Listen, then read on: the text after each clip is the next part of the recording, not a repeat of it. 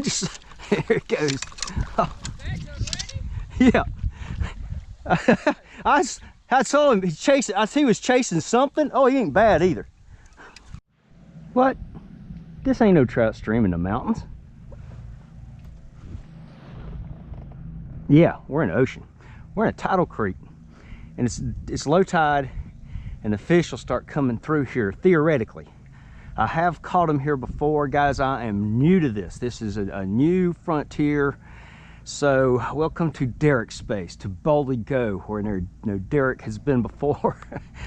Anyway, I'm throwing a little kind of a shrimp buggy. I don't know. I just saw this on the internet and I changed the colors a little bit, added some rubber legs. I don't know. We'll see what happens.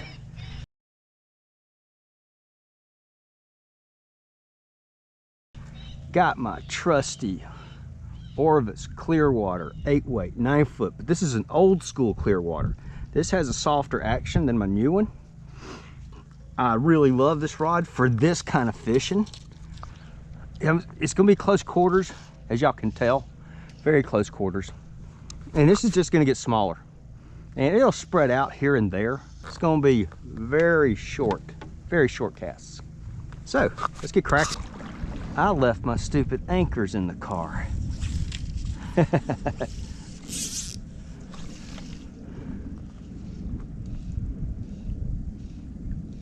This is about 1.5 foot deep, maybe something like that. Got wind real bad.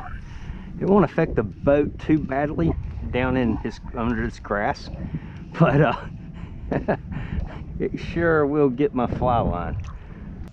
I do not know what I'm doing, guys.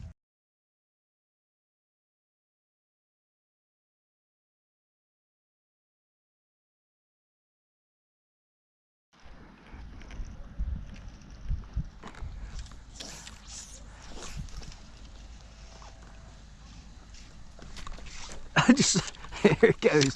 Oh. Yeah. I saw him chasing. I see he was chasing something. Oh, he ain't bad either. Not bad. Oh my goodness.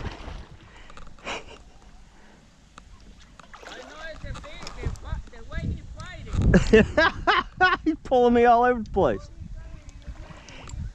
Well, there's this little bitty creek right here, and I saw a big motion, a big splash, and I said, that's a redfish. And I cast my fly in there and he took it. I don't know who's caught who. Oh, this is fun. Come on, fish.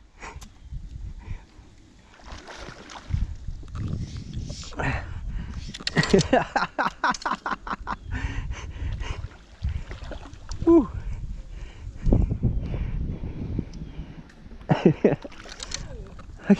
I can't do nothing with him. That's great. There he's about to give up. He better hurry up. My arms are getting tired. Woo! Ah. Come here, Lana. There we go. There we go. Woo! Okay, all right, buddy.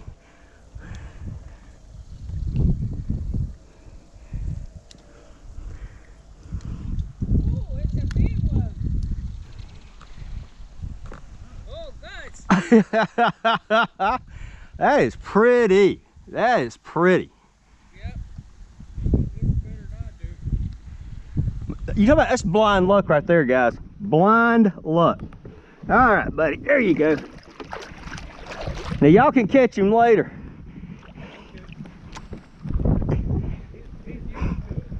He was right in that little cut, and I just saw a big swirl, and I was like, he's right there. And I just cast in there, and maybe he's got a buddy.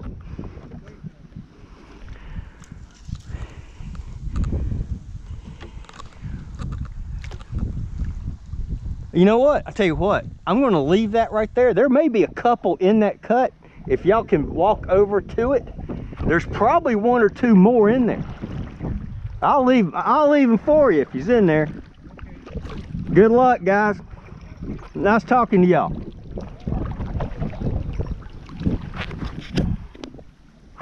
That was fun.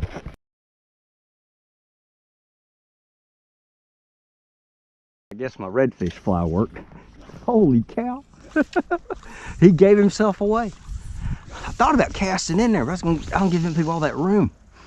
And then I saw that big swirl and I was like, there's one feeding right there. All you got to do is don't spook him, get the fly in there. He'll hit it. Sure he did. Wow, that's fun. Don't worry, I'm not going to give up trout fishing. It was a 3.5, 4 hour drive down here this morning. And then I got to drive back. So this is something I'll do, I don't know. Not a massive amount. Not with the price of gas these days. I just looked beside me and there's a redfish bigger than the one I caught. He saw me and took off up there. You can see the wakes. Oh, right there, right there. Holy cow, he killed something up there. I'm gonna ease up there. All these fish, if they're moving, they're gonna be going upstream. Oh, I saw the back of him. I hope that was on. I hope that got caught. Oh my gosh. Oh my gosh. Oh my gosh. Guys, it's getting to me. It's getting to me. I don't think he's there anymore. Oh my goodness. Give me a heart attack. Give me a heart attack. Oh. I got you something to chase, buddy. Oh my goodness. Okay, I'm in the right place. Where is he at? Oh, he's right there. Oh. He's right in front of me. Stop. Do you guys realize what I just did right there? That fish just told me. That fish followed that fly and it turned around and left. And that fish said, "This is not the fly." I didn't listen. I had just caught that fish, had just been successful with that fly. And I just don't get so caught up in an idea of how you think it is when the fish tell you the opposite. That was mistake number 3. And I didn't change flies, as we will see, until later. And by the way, guys, the rest of this, I hook one and lose one, I break one off, but the camera malfunctioned and didn't get the full thing. Not a lot of fish action. I see a lot of fish blowing up around me. I can't seal the deal. I had the wrong fly. We'll talk about that in a second. Stay tuned. Oh golly, this is maddening, guys. This is maddening. I think there's several. There gotta be several of them. I don't mean. Oh. That was right where my fly was. They're in here like crazy. I can only throw so far. Can't get a good back cast at all. Oh, that was a fish. That was a fish. That was a fish. That was a fish. That was a fish. What the heck was that? Dang it, he was right there. He was chasing minnows, and it's like he quit. He's tailing. That's his back and his tail coming out of the water. He's real shallow. It looks like he's coming upstream.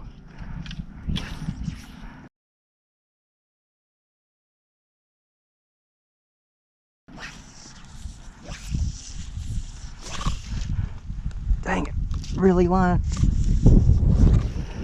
Now's not a good time, wind. Golly, he's right there. Oh man, it hung up. See, there he is. Oh my gosh. Oh, there's more. I am stuck right there. Dang it. The cut. He's blowing up in there. Oh man, come on, really? I so don't have it together. Between the wind and the grass. See, there it goes again.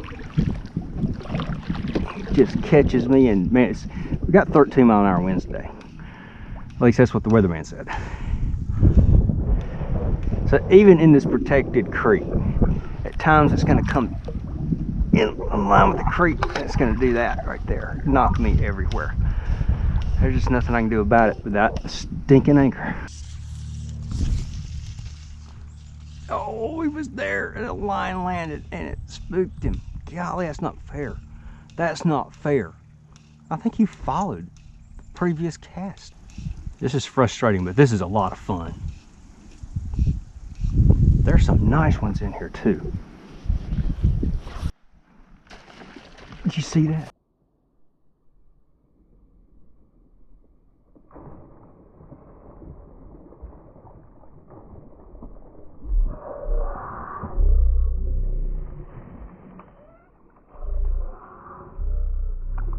Did you see that? They're coming this way. They're coming this way, guys.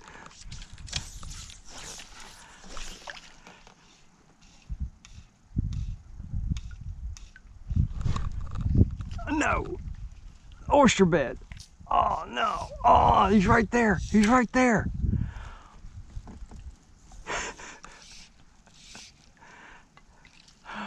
Oh.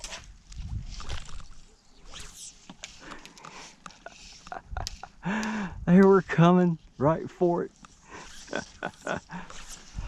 And I got an oyster. Okay, that's it. After watching them chase those minnows, I'm putting on a minnow pattern. Brown, white deceiver, a little bit of gold in it. I do know redfish like gold. And this has got a wee guard, and it has no weight, so it's not going to get hung up in the. Has a less chance of getting hung up in the oyster bars. Of course, I just spooked one. He was right here. He wasn't moving or anything. There was no indication he was there. Oh, there goes another one right there. See the wake? Oh man, what? Oh yeah, something died up there. And I put it right on top of the ding. Oh. Is he coming after it? Can't tell.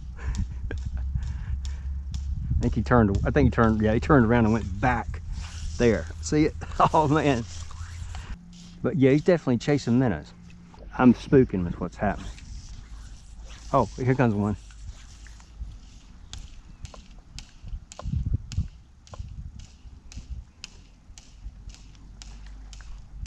This is killing me, guys. Oh, the missed opportunities.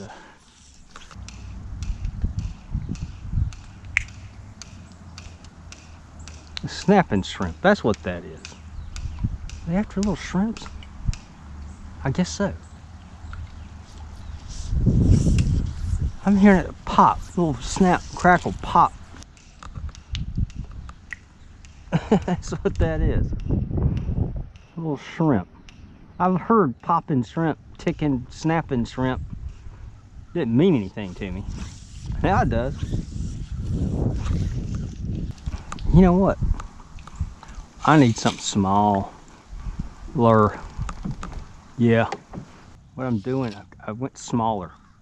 Got a little synthetic olive and white deceiver. I think it'll look a little bit like shrimp, but it's the same size.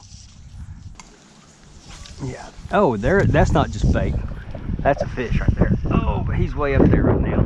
Maybe he will keep coming down. Come on down. Price is right, fish. Our vibrations. Oh no, he was huge. Oh golly, that was a nice one. That was a nice one. He was right there. But he hadn't been chasing anything. I hadn't seen his tail, I hadn't seen his back, nothing. No indication he was there.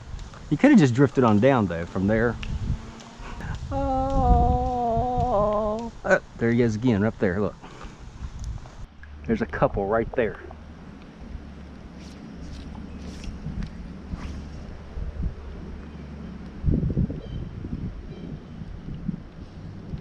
This is infuriating. Oh, I see the tails, but he didn't break its surface. I just saw the flash of the tail. Oh, I did it that time. Shoot, Derek. Oh, there he is. I see him now. Okay, I ain't got what they want. That's that simple. I do not have what they want. That fish was not spooked. He's been milling around right here.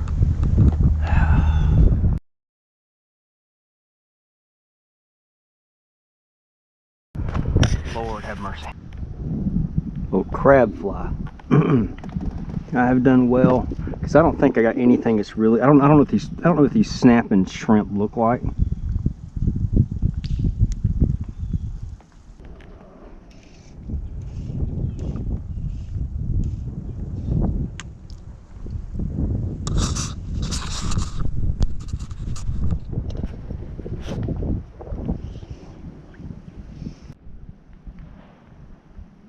Oh.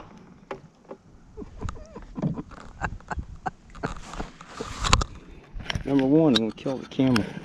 Missed opportunities today. Not knowing what I'm doing. Just spooked at 4 or 5. Oh, yeah. This is flooded grass up in here. Still trying to. Still got the crab on. Oh no! No! Oh man! Gotta check. This thing's probably dull. Yep. Dang it. Okay. Sharpen my hook. I think it got dull one of the times I got hung up on an oyster bar. Or it was probably dull out of the box. I'd say the biggest problem I've had today is the lack of anchor. The grass and the wind you're going to have with you no matter what. Anchor would really help a lot of that. Oh, I saw him. I saw him. I hope y'all saw that.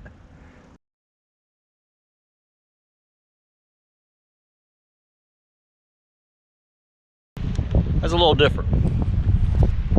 I just came back. I was way over there behind those fishing boats in a little tidal creek.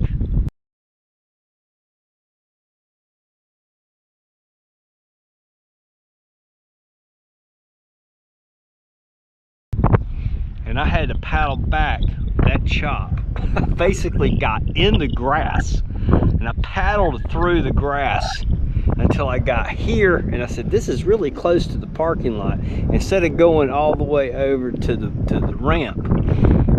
Because man, that crosswind was bad, and I was like, man, screw it. So I got as far as I could get, and then I waded up and drug the boat out. And of course, there's the boat. Anyway, guys, one fish caught. It was fun. I learned a lot. Oh, this was so fun. Because I've done this a little bit. I had a guide take me out in a flats boat and do this, but I've done it a couple times in the canoe with not good success. And the biggest thing, I've tried like 5 different tidal creeks, and all of them were empty except for that one over there. And it's about a 1/4 mile from the boat ramp. I can hug the shore to get there in case the wind's high, like today. Okay guys, going over this, doing the editing, some things kicked in, realized I'd made mistakes. You know, when I went to the minnow pattern, it had the gold in it, the brown and white and gold deceiver. Those shrimp, which I think I mentioned it, I found one in my boat. It had been running from a redfish and jumped in the boat, and I saw it later after the camera died, or else I'd have gotten a picture for you. But there was no gold. That shrimp was about 2.5 inches long, and it was very translucent, and it had just a little bit of gray. It was silvery gray with a little bit of blue. No, nothing like gold. Gold would have been totally foreign.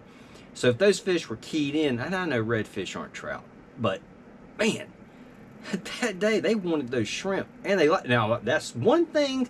One thing I gotta mention here is they were keyed in on those shrimp, and they wouldn't take my first fly except for that first fish. That first fish, I honestly believe he would have taken anything. He had a feeding frenzy, and I think I could have thrown a pheasant tail nymph, and he'd have hit it. I mean, that fish was on.